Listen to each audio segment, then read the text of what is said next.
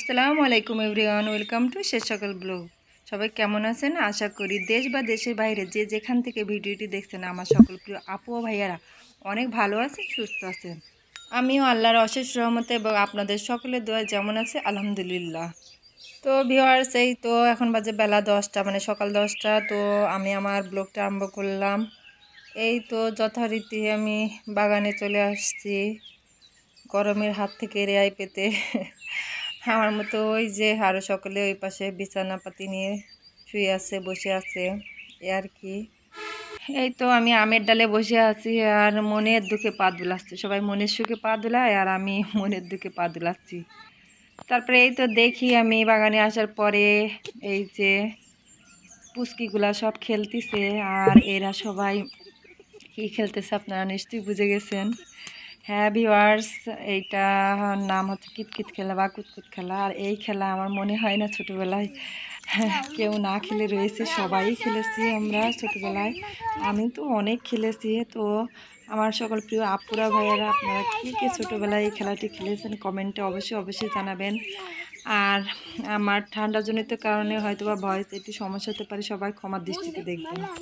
এই তো খেলা দেখতেছি আর খেলার ভিতর ঝগড়াঝাটি বাঁধবে না, এটা কি হয়?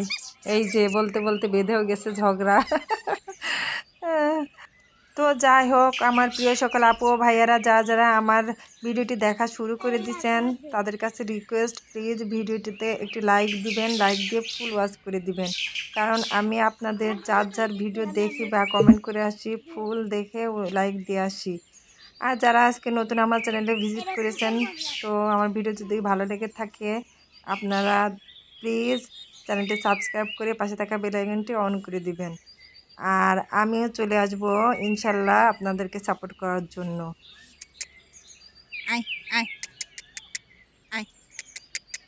তো ভিউয়ার্স, এখানে আমি বসেছিলাম একা একা আর এই ছাগলটা এসে এখানে দেখেন তাকাইছিল।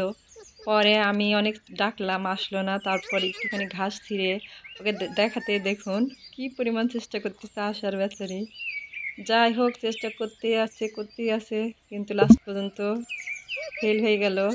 এরপর আসলো আরেকজন।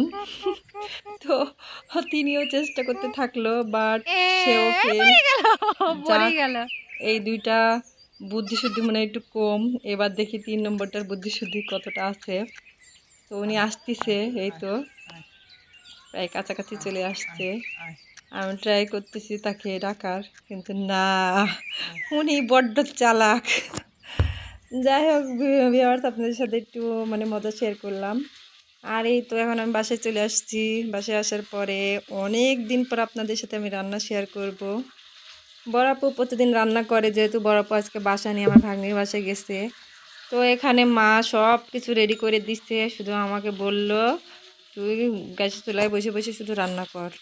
তো এই আর কি, আমাকে হেল্প করতেছে মিম, আমি শুধু বসে একটু নাড়াচাড়া করতেছি, এই আর কি।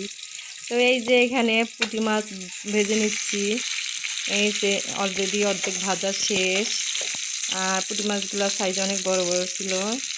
তো ভিউয়ার্স, এই তো পুঁটি মাছ ভাজতেছি। আজকে পুঁটি মাছ দিয়ে লাউ দিয়ে রান্না হবে। আমি কতদিন পর যে রান্না করতেছি বা রান্নার কাছে আসলাম, কেমন জানি লাগতেছে। যাই হোক, আমি কিছুই করতেছি না, শুধু নাড়াচাড়া করতেছি বসে বসে আর কি। তো আমার ভিডিও করে দিচ্ছে পিচ্ছি মিম, ছোটো মিম, ও যতটুকু পারতেছে। এই যে বাট ছোটো মানুষ তো যেভাবে পারে সেভাবে, কি বলবো আর, সেটাই অনেক।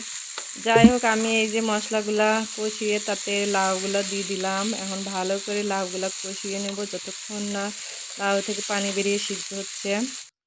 তো ভিউয়ার্স, ও ছোটো মানুষ, এতক্ষণ ধরে ও ভিডিও করা ওর একটু সমস্যা হচ্ছিল। যাই হোক, আমি সবটা শেয়ার করতে পারলাম না, যতটুকু পারতেছি ততটুকু আপনাদের সাথে শেয়ার করতেছি। তো লাউ কষানোর পর সিদ্ধ হয়ে যাওয়ার পরে পানি দিয়ে দিয়েছিলাম। পানিটা ফুটে আসার পরে আমি এই যে মাছগুলো দিয়ে দিয়েছিলাম। তো অনেকটা ঝোল কমে এসেছে। এখন আমি তরকারিটা নামাই নেব।